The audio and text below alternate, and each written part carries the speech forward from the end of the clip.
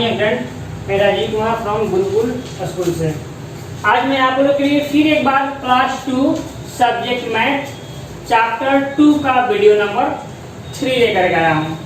इस video number 3 में आज हम लोग सीखेंगे place value and face value. Place value क्या होता है और फेस वैल्यू क्या होता है और ये कैसे निकालते हैं, इस वीडियो में हम लोग आज सीखेंगे। सबसे पहले देखते हैं प्लेस वैल्यू। प्लेस वैल्यू को हिंदी में हम लोग स्थानीय मान बोलते हैं।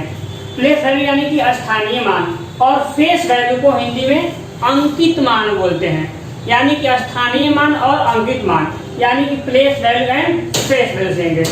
अब मेरा फर्स्ट क्वेश्चन है, write the place value of each in circle digit, यानी कि जो संख्या इन सर्कल किया है, गोल किया है, हमें उसी का ही केवल प्लेस वैल्यू निकालना है। अब मेरा क्वेश्चन नंबर 1 का ए है 4 3 7, यानी कि 3 क्वेश्चन दिया है। यहाँ पर कितना भी संख्या हो सकता है, 4 3 7 8 9 10, कितना भी हो सकता है। मुझे जो सर्कल किया हुआ है उसी का प्लेस वैल्यू निकालना है। तो देखा जाए तो यहाँ पर 3 जो है उसको सर्कल किया हुआ है, तो मुझे इस 436 में केवल 3 का प्लेस वैल्यू निकालना है। तो 436 में 3 का प्लेस वैल्यू क्या होगा, चलिए देखते हैं कैसे निकालते हैं। पहले जो संख्या लिखा हुआ है जिसका निकालना है वो संख्या को लिख देते हैं। अब देखते हैं कि इस संख्या के बाद कितने डिजिट लिखा हुआ है। इस संख्या के बाद मात्र एक 1 डिजिट 6 है, यानी कि 1 डिजिट है, यानी कि 1 0 दे देंगे, 0 केवल 1 0, क्योंकि इसके बाद मात्र एक ही संख्या है 6, यानी कि 1 0, यानी 3 का प्लेस वैल्यू 30 होगा। यदि हम काउंट करें तो 1 10, यानी क्या हो जाएगा, 3 का प्लेस वैल्यू 10, यानी कि 3 का प्लेस वैल्यू क्या हो गया 30। अब आगे बढ़ते हैं क्वेश्चन नंबर बी की तरफ। 3 3 7, 3 3 7 में इसमें 7 को किया गया है सर्कल, यानी कि मुझे 7 का निकालना है प्लेस वैल्यू। तो सबसे पहले क्या है, जिसका प्लेस वैल्यू निकालना है उसी को राइट कर देंगे, यानी कि 7 का निकालना है तो 7 यहाँ पर राइट कर देंगे। उसके बाद मैं भी बताया हूँ, उसके बाद जितना डिजिट होगा उतना 0 लिखेंगे। उसके बाद एक भी डिजिट नहीं है, एक भी संख्या नहीं है, तो एक भी 0 नहीं लिखेंगे, यानी कि 3 3 7 में 7 का प्लेस वैल्यू 7 होगा। और यहाँ पर लिख देंगे 1 10 100, यानी कि 1 पर आ रहा है तो लिख देंगे 1 ONES 1, यानी कि 7 1 हो गया। अब आगे बढ़ते हैं क्वेश्चन नंबर सी की तरफ। 893 लिखा हुआ है। 893 में 8 का प्लेस वैल्यू निकालना है, क्योंकि 8 को सर्कल किया हुआ है। तो सबसे पहले मैं बता रहा हूँ, जिसका प्लेस वैल्यू निकालना होगा उसको लिख देंगे, यानी कि मुझे 8 का प्लेस वैल्यू निकालना है तो पहले 8 को लिख दिए। उसके बाद जितने डिजिट है उतने 0 दे देंगे, यानी कि उसके बाद 2 डिजिट है, 9 और 3 दो संख्या है तो 2 0 दे देंगे, यानी कि 0 और 0। ये क्या हो गया 800, यानी कि 8 का प्लेस वैल्यू 1 10 100, यानी क्या आ गया 100, यानी कि यहाँ पर लिख सकते हैं 100। इस तरह से किसी भी संख्या का हम प्लेस वैल्यू निकाल सकते हैं। जैसे और भी कोई संख्या रहता, सेम इसी प्रोसेस से हम लोग उसका प्लेस वैल्यू निकालेंगे। अब क्वेश्चन नंबर 2 की तरफ बढ़ते हैं। इसमें आप लोगों को निकालना है write the face value of in circle digit. Same question है लगभग, यानी कि ये है कि इसमें प्लेस वैल्यू निकालना था इन सर्कल डिजिट का, और इसमें फेस वैल्यू निकालना है इन सर्कल डिजिट का। अब फेस वैल्यू क्या होता है मैं आप लोगों को बता चुका हूँ, अंकित मान। अब फेस वैल्यू कैसे निकालते हैं, एक बात समझिए, किसी भी संख्या का फेस वैल्यू वही संख्या होता है। किसी भी संख्या का यदि फेस वैल्यू में निकालना हो तो उस संख्या का फेस वैल्यू वही का वही संख्या होगा। जैसे 848 में 8 का फेस वैल्यू 8 ही होगा। अब इसमें कुछ नहीं करेंगे, कहीं भी 0 डायरेक्ट नहीं करेंगे, सेम वही हो गया। जैसे इसमें बी नंबर की तरफ बढ़ते हैं। 693 में 9 का फेस वैल्यू निकालना है तो 9 का फेस वैल्यू 9 ही होगा। अब इसके बाद संख्या हो या ना हो, सेम वही का वही होगा। आगे बढ़ते हैं क्वेश्चन नंबर सी में 5 का फेस वैल्यू क्या होता है। तो 5 का फेस वैल्यू भी 5 ही होगा। यानी एक बार मैं और रिपीट करता हूँ, किसी भी संख्या में उसका फेस वैल्यू वही का वही संख्या होता है, यानी उसी संख्या को राइट कर देंगे, वही संख्या उसका फेस वैल्यू होगा। अब एक बार और देखते हैं, इसमें 8 4 8 में कोई पूछेगा 4 का फेस वैल्यू क्या होगा, तो 4 ही हो जाता। कोई पूछता इस 8 का फेस वैल्यू क्या होगा, तो वही 8 रहता। इसमें कोई पूछता 6 का फेस वैल्यू क्या होगा, तो 6 ही हो जाएगा। इसमें कोई पूछेगा कि 8 का फेस वैल्यू क्या होगा, सी नंबर में 8 ही होगा। यानी कि किसी भी संख्या में उसका फेस वैल्यू वही संख्या होता है। अब आगे बढ़ते हैं क्वेश्चन नंबर 3 की तरफ। मेरा क्वेश्चन नंबर 3 है फिल इन द ब्लैंक्स, यानी कुछ क्वेश्चंस है और उसमें ब्लैंक्स दिया है, खाली स्थान दिया है, उसको फिल करना है। ये जो क्वेश्चन है place value and face value से रिलेटेड है। आप देखते हैं मेरा 3 का एक क्वेश्चन क्या है, इन 183 यानी कि 183 में द प्लेस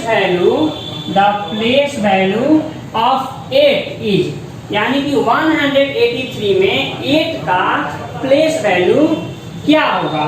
तो सबसे पहले 8 का प्लेस वैल्यू क्या होगा, तो मैं लिखा हूं किसी भी संख्या का प्लेस वैल्यू निकालना है। सबसे पहले जिसका निकालना है वो संख्या लिख लेते हैं और उसके बाद जितना डिजिट है उतना 0 लिख देते हैं। इसके बाद मात्र 1 डिजिट है तो लिख देंगे 10, यानी कि 8 का प्लेस वैल्यू क्या हो जाएगा 80 और द फेस वैल्यू ऑफ 8, और इसी 8 का फेस वैल्यू क्या हो जाएगा, इसी 8 का फेस वैल्यू हो जाएगा आपका 8 ही होगा। क्योंकि मैं यही बताया हूँ किसी भी संख्या का फेस वैल्यू सेम वही संख्या होता है, यानी इस 8 का फेस वैल्यू 8 हो जाएगा। और मेरा लास्ट क्वेश्चन है बी नंबर, एक बार इसको देख लेते हैं। The sum of the place value and face value of 5 in 153, यानी कि 153 में 5 का प्लेस वैल्यू 153 में हमें 5 का प्लेस वैल्यू एंड 5 का फेस वैल्यू क्या करना है, निकालना है और दोनों को सम करना है और जो आंसर आएगा वो यहाँ राइट करना है। चलिए आप लोग मैं यहाँ पर एग्जांपल देकर इसको समझा देता हूँ कैसे निकालेंगे। 153 में 5 का क्वेश्चन कर रहा है प्लेस वैल्यू, तो 5 का प्लेस वैल्यू क्या हो जाएगा, तो 5 के लिए 5 और 1 डिजिट है तो 1 0 दे दिए, यानी कि 153 में 5 का प्लेस वैल्यू 50 हो गया और 153 में 5 का फेस वैल्यू क्या हो गया, तो 153 में 5 का फेस वैल्यू आपका 5 ही हो जाएगा। क्योंकि मैं बताया हूँ किसी भी संख्या का फेस वैल्यू वो खुद सेम संख्या होता है। अब मुझे 153 में 5 का प्लेस वैल्यू 50 आ गया और 153 में 5 का फेस वैल्यू 5 आ गया और दोनों को क्या करा, द सम ऑफ द, यानी सम कर देना है दोनों को, फेस वैल्यू को और प्लेस वैल्यू को, दोनों को सम करेंगे यानी कि ऐड करेंगे तो आपका 55 आ जाएगा। यानी कि मेरा आंसर क्या आ गया 55, ये मेरा आंसर हुआ। अब चलिए आगे बढ़ते हैं दूसरे क्वेश्चन की तरफ। चलिए क्वेश्चन नंबर अगला देखते हैं। मेरा क्वेश्चन नंबर 3 है write the number of 100 tens and ones for each number and hence write each number in expanded form. जैसे मेरा क्वेश्चन है, इसमें जो संख्या दिए हैं 256, इसमें बताना है कि 100 प्लेस पर कौन संख्या है, 10 प्लेस पर कौन संख्या है और 1 प्लेस पर कौन संख्या है, और वो जो संख्या दिया हुआ है 256 उसका एक्सपेंडेड फ्रॉम क्या होगा। इसी तरह से मेरा A, B, C और D क्वेश्चन है, इसको ऐसे मुझे सोल्व करना है। अब चलिए देखते हैं क्वेश्चन नंबर A 256 में देखा जाए तो ये हुआ 1, ये 10, ये 100, यानी कि 1 10 100 देखा जाए तो 100 प्लेस पर पहले क्या है 100 प्लेस, तो पहले 100 पर राइट करेंगे तो 100 प्लेस पर क्या आ गया 2, तो 100 के नीचे यहाँ पर 2 लिख देंगे। उसके बाद 10 प्लेस पर क्या है 5, 1 10 5 है तो 10 प्लेस पर 5 लिख देंगे और वंस प्लेस पर क्या 6 है तो 6 लिख देंगे, यानी कि 100 पर 2 आ गया, टेंस पर 5 आ गया और वंस पर 6 आ गया। और इसी क्वेश्चन को 256 को एक्सपेंडेड फ्रॉम में कैसे करेंगे? 2 5 6 यानी 200 5 टेंस 6 वंस, यानी कि 200 प्लस 50 5 टेंस 50 प्लस 6 1 6। अब इसको आप लोग मैं किसी भी संख्या का एक्सपेंडेड फ्रॉम करने का एक आसान ट्रिक बता रहा हूँ। उस ट्रिक से हम इसको एक्सपेंडेड फ्रॉम कर सकते हैं। जैसे मुझे 256 को एक्सपेंडेड फ्रॉम करना है तो सबसे पहले 2 है, 1 10 100 पर पहले 2 है तो पहले 2 राइट कर देंगे। उसके बाद जितना डिजिट होगा उतना 0 दे देंगे, यानी देखा जाए कि 2 के बाद 2 डिजिट है, 5 और 6 दो संख्या है तो 2 0 दे दिए। अब प्लस का चिन्ह देंगे। 2 के बाद क्या लिखा है 5 तो यहाँ पर 5 राइट कर दिए। 5 के बाद 1 डिजिट है केवल 6 तो 1 0 दे देंगे, यानी 5 0 50 हो गया। प्लस लास्ट में क्या है 6 जो 1 प्लेस पर है तो 6 लिख देंगे। 6 के बाद एक भी संख्या नहीं है तो एक भी 0 नहीं देंगे। इस तरह से 256 को हम एक्सपेंडेड फ्रॉम में 200 प्लस 50 प्लस 6 राइट कर देंगे। अब इसी तरह से आगे मेरा B C D question number 20 तरफ बढ़ते हैं।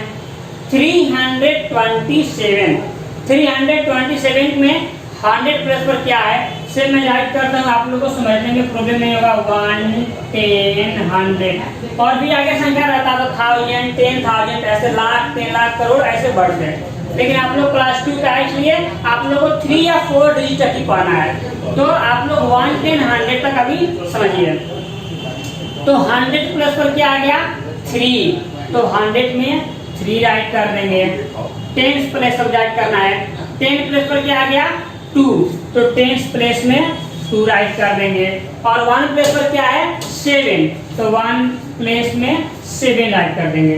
इस तरह से मेरा एक्सपेंडेड फ्रॉम क्या होगा तो 300 प्लस 20 प्लस 7। जो आप लोगों को ट्रिक बताया था मैं इसका वही ट्रिक यहाँ फॉलो करेंगे तो ये ऐसा ही कुछ आपका आंसर आएगा। अब आगे बढ़ते हैं सी नंबर। अब आप लोग सी नंबर डी नंबर मुझे लग रहा है कि आप लोग इसको फिल कर सकते हैं, हल कर सकते हैं, तो मुझे आगे समझाने की आवश्यकता नहीं है। तो इस तरह से आप लोग को इस वीडियो को देखिए, इसमें जो आप लोगों को प्रॉब्लम हो रहा है आप लोग कमेंट्स में करके मुझे बताइए मुझे कहाँ प्रॉब्लम हो रहा है। मैं आप लोगों को परेशानी का सोल्व करूंगा, उसको जो प्रॉब्लम होगा मैं सोल्व करूंगा। तब तक के लिए धन्यवाद।